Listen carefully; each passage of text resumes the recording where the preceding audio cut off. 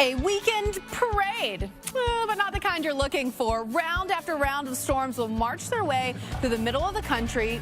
What it means for your weekend plans, just ahead. And Florida's Felicia Combs alongside meteorologists Lynette Charles and Stephanie Abrams. Steph, it's going to be a stormy weekend for some of us. We're going to have to plan around those storms, and some of them are going to be severe. So let's get right into it and show you what that 10:30 reservation that I made for us. You're not tagging along for that. You're going to 10:30 dinner tonight? No, not tonight. Not tonight. No, tomorrow night though. Oh my God. No.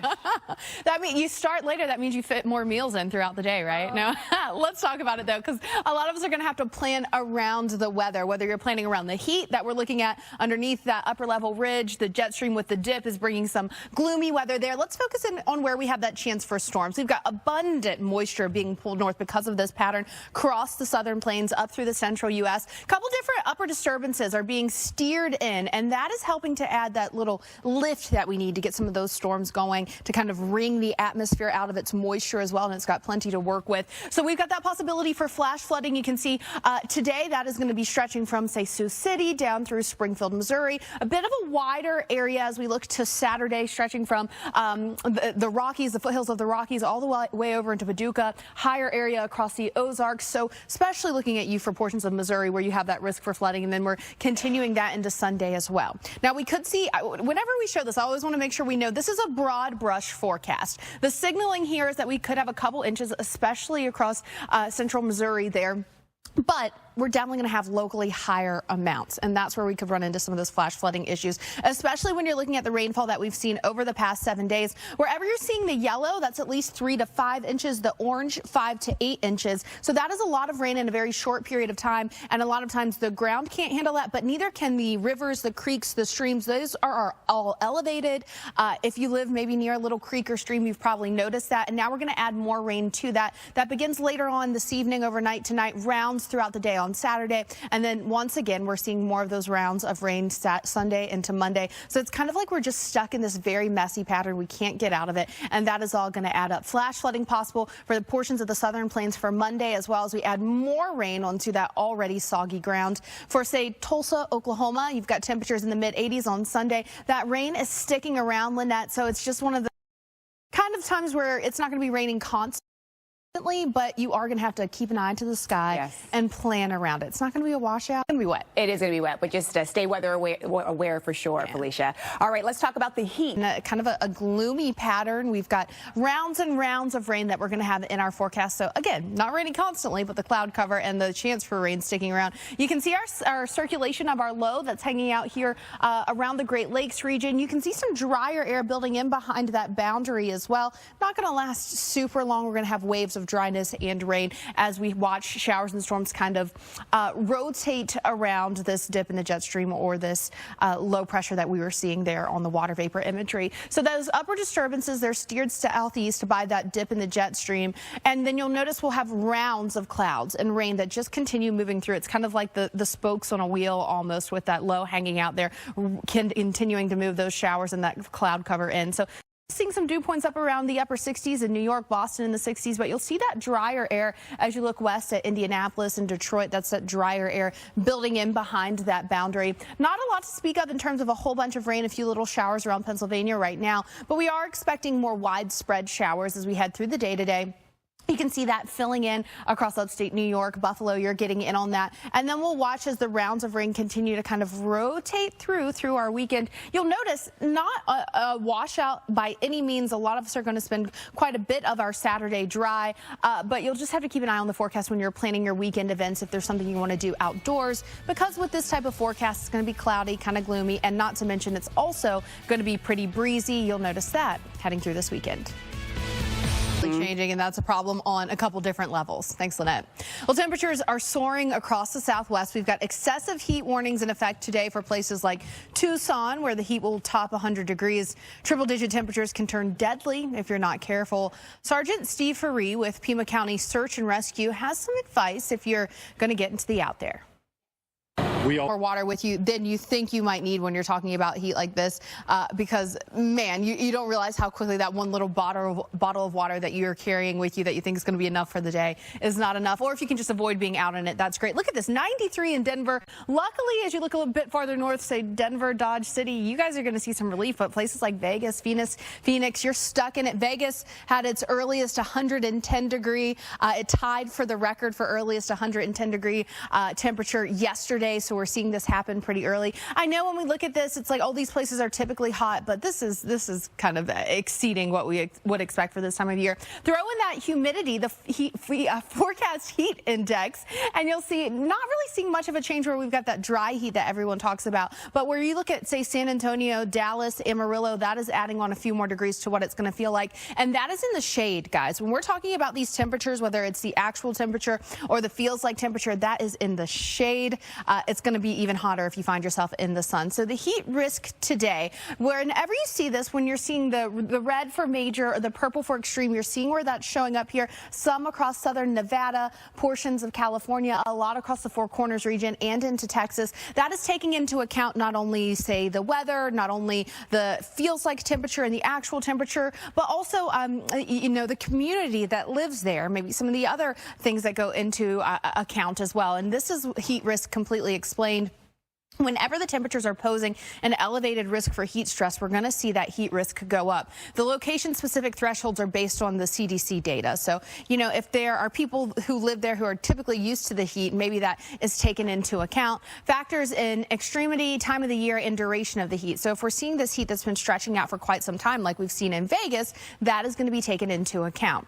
Major impact, stay hydrated and in a cool place. You want to make sure you're not out and about in this. If you found yourself in the red on that map I just showed you, consider moving outdoor activities from the peak heat time. So maybe you love to kind of take an afternoon run. You might want to think about changing that to morning before the sun comes up or right when the sun is going down.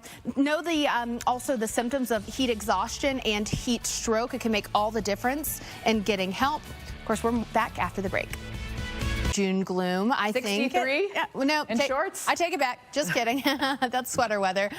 Maybe you can't handle this either. The screeching hymn of a rare turbocharged emergence of 2 cicada broods. So loud, people have called the police to report it. But there's no need to bug out. We won't see them again for another 200 plus years, unless changing weather patterns wake the broods up early.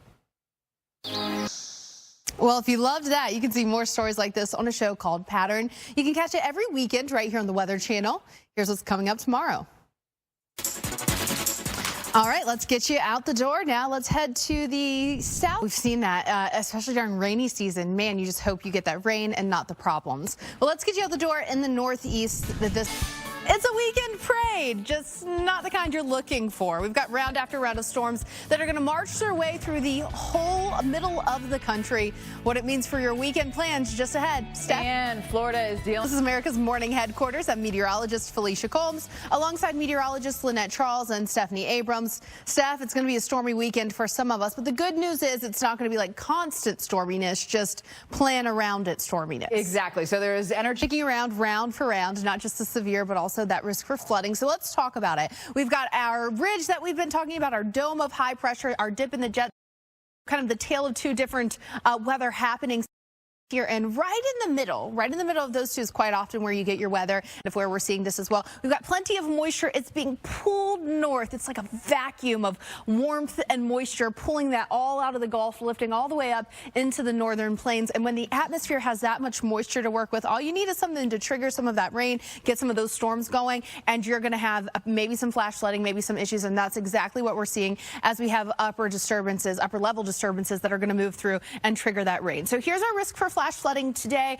You can see that stretching from portions of Iowa down through much of Missouri, St. Joseph, Kansas City. You're going to be included in that. And then Saturday into Sunday, that risk for flash flooding, especially across the Ozarks over into portions of Kansas. And then we're continuing that for some of the same area as we head into Sunday. So you'll notice it's this round and round and round of rainfall action that's going to add up. Now, as we look at this forecast here, this is a broad brush forecast, a larger area possible of slightly higher rainfall amounts across portions of eastern Kansas, much of Missouri, over into southern Illinois. But this is broad brush. I do think we're going to have some locally higher amounts where we get some of those storms to line up one right after another. And here's part of the problem. If, say, you needed that rain, if it was coming spread out over quite some time, no problem. If the ground was not saturated already. But for a lot of these areas, the ground is already saturated. In the past 7 days, wherever you see at least the yellow, that's 3 to 5 inches of rain. For a place like, say, Little Rock, you're more than a foot above average in terms of rainfall so far this year. You can see how much rain you've seen in the past week, so we're just going to add more onto that. It's not just the ground that's saturated, but you start to see the creeks and the streams and the rivers become swollen, and that's problematic. And then when you factor in the ground is saturated, you're getting some more rain. You're going to have some storms that could be feisty. You're talking about that possibility for trees coming down. When the ground is this saturated, when you're getting more rain, when you're getting more storms, that risk for trees coming down and causing you more issues continues and really ramps up with the wet ground. The flash flooding possibilities across the southern plains heading into next week. That's something that we're going to watch. But of course, we're also watching that heat, Lynette. Exactly. And the heat's going to be season, and it's starting in June. That can cause a little gloom for someone, make you worry about that. We've got a different type of June gloom as we're looking north.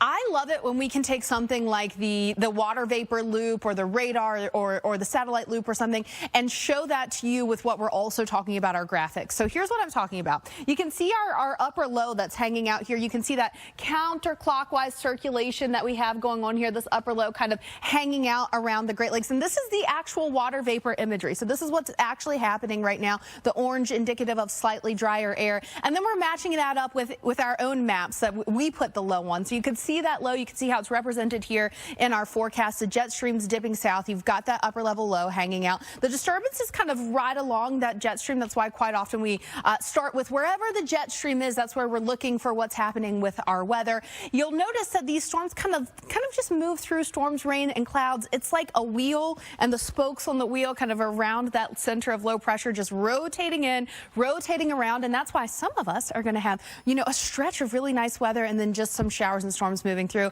maybe some cloud cover hanging out as well. Here's what's happening right now. You can see that drier air trying to build its way in. Detroit, your dew point at 49. Meanwhile, NYC, your dew point at 67, 60 in DC. So still a bit muggy out there. Just a few very, very light showers with some cloud cover hanging around. Better chance for some rain moves in later this afternoon into this evening. You'll notice what places like New York, Philly, you're staying dry today. You've got a mix of sun and clouds for those cities. We'll watch the rain filling in on Saturday into Sunday. So my main point for this weekend across here, you're going to have some sun, you're going to have some cloud cover, but it's certainly not going to be a washout. I don't know if it's fair to call it June gloom, Steph. I think maybe June half gloom. Okay. Yeah. We'll go with that.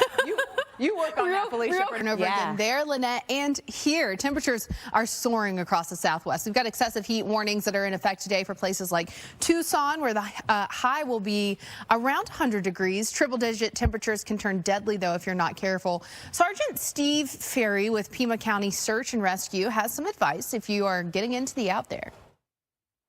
Needing to cool off a little bit and you don't have anywhere else to go, you can go there, and we'll need it. We'll definitely need to cool off when you're talking about these temperatures up around 110 in Phoenix, 101 in San Antonio. Vegas actually tied their 2010 record, so they hit 111 degrees yesterday. The old record for the earliest at least 110 degree day was June 6, 2010. So they broke that yesterday, continuing with the heat across this region. Our forecast heat index, you'll notice it doesn't change when you look at Phoenix and Vegas, and that's because you've got the dry heat there. But as we look at San Antonio, Dallas, Amarillo, that's where you see us tacking on a few degrees when you factor in the humidity, and boy, is there a lot of it. Look at this, Dodge City feeling like 102 as well once you factor in the humidity. So what you're looking at here is our heat risk map. Take a look at it if you're in any of these areas, especially where you see the red and the purple, where you're getting into major and extreme across portions of southern Nevada, California, New Mexico, a big chunk of Texas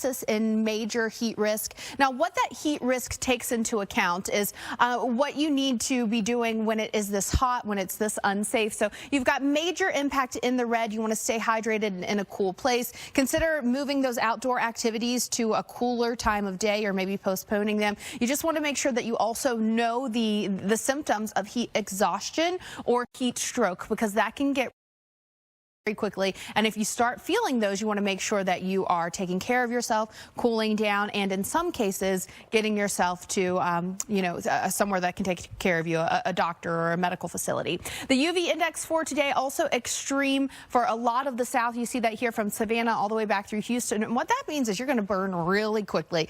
This is the type of heat index today and tomorrow that even if you're outside and you're like, oh, I'm going to run outside really quickly and I don't know, walk around the neighborhood really quickly, you could see yourself getting a burn time. Here's our burn time scale. You burn in less than 15 minutes with the extreme UV index like we have today, so do keep that in mind.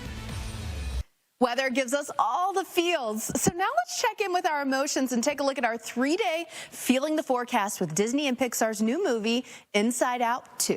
Quite the string of rainy, stormy days over the past couple months. Well, let's get you out the door in the Northeast. Good morning to you.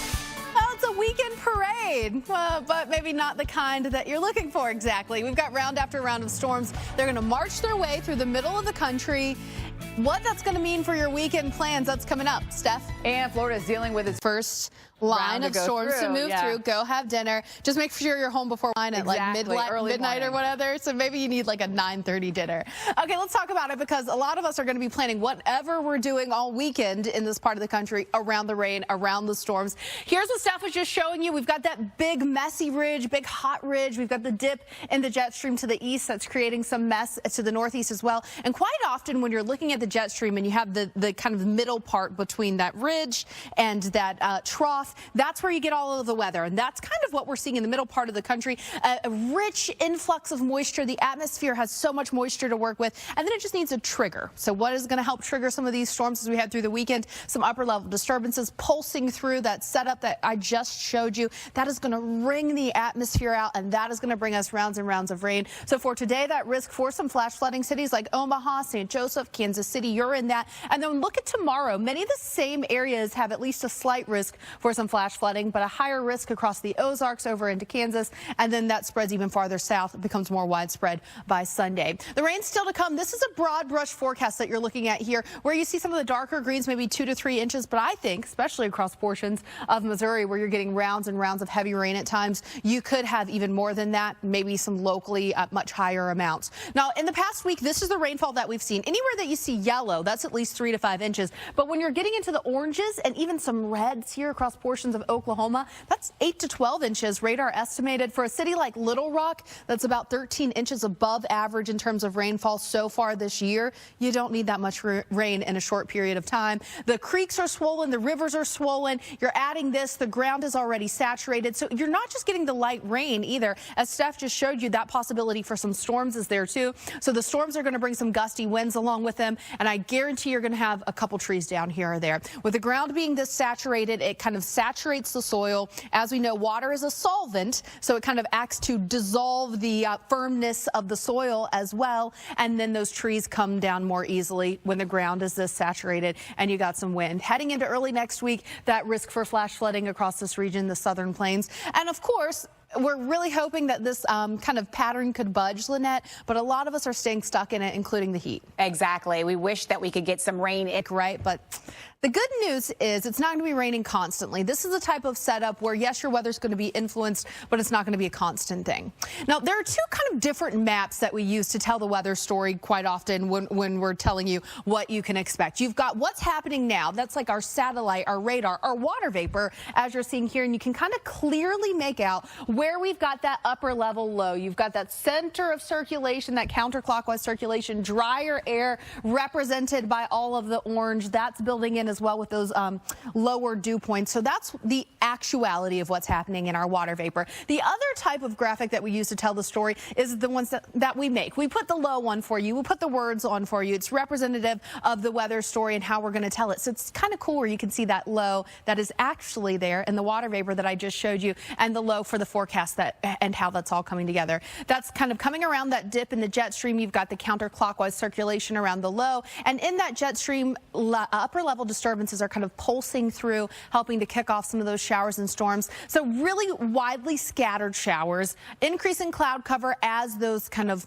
rounds of showers rotate through. They'll be pulled through, and that means it's not going to be raining constantly. In fact, in New York City, you guys have a pretty fantastic weekend ahead. Just a better chance for some showers on Sunday. You can see that drier air building in, like I was just showing you on that first water vapor map, where we had that orange color, much drier dew points in, say, Chicago or Cleveland than NYC right now behind that boundary. You'll notice a few little showers kind of rolling off some of the lakes here. Buffalo, a few showers around for you. Some cloud cover as well. For a lot of us, we're staying dry most of the day today. It's not until later this afternoon. For the interior portions of the Northeast, we've got a better chance for some rain. 95 corridor staying dry today. Saturday dry much of the day as well. Sunday's really a better day where we see that coastal area get a better chance for some rain stuff. So certainly not as gloomy as it could be when you're talking about June gloom in the Northeast. Yeah, not as bad. Still need a little ski action.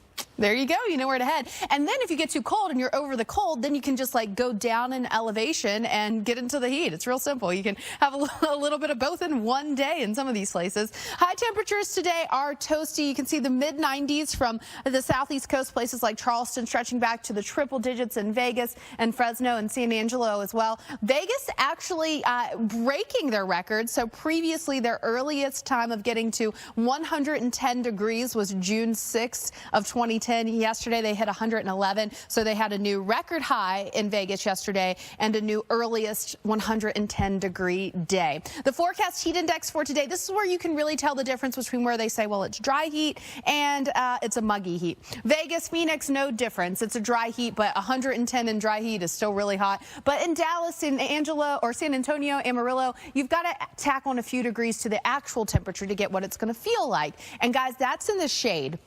That's why it's so dangerous. You can see our heat risk map today, where you're seeing the red, that is major heat risk, the purple or the darker color there, extreme heat risk, which means it's getting pretty dangerous out there. If you find yourself in the major impact category, that red that I was just showing you, you want to make sure you're staying hydrated and in a cool place. Maybe move those outdoor activities from the peak heat of the day. It's just not it's just not safe to be out there in the peak heat of the day doing outdoor activities, and be aware of the air quality, which can make a big difference as well. Heat exhaustion, you want to cool yourself off, maybe find some medical help if you need it. Heat stroke, you need to call 911. So you need to know those symptoms, Steph, because it can get dangerous really quickly. All right, let's have a look. All right, we waited all week. It's Friday. We got a trip planned, and here comes some rain, right? Maybe give yourself a little bit of extra time if you're traveling across interior Northeast, Syracuse, Binghamton, Albany, a little bit of rain. It's not going to be raining constantly, but you are going to have those showers around. The roads are going to be wet in some places, and the winds are going to be a bit gusty too. So do keep that in mind. We got our upper low spinning around here. That's going to kind of help to swirl some of those showers and storms through. Slightly drier air building in, but that's not doing much to keep those showers at bay. You can see a couple little rumbles of thunder beginning to build up here. Those storms rolling off the lakes there just to the east of Cleveland. We're going to see this rain fill in a bit more across interior portions of the Northeast heading into the afternoon. A few thunderstorms, as mentioned, gusty winds possible. Much of our Saturday is actually quiet and dry, maybe a bit of cloud cover around, but we start to see rain late Saturday into Sunday. Some of that could be a bit heavy at times, and you can see here, could see some higher amounts in some places. Well, going to be some soakers. Well, let's get you out the door in the Northeast, where we've got the chance for some rain. Soakers at times here.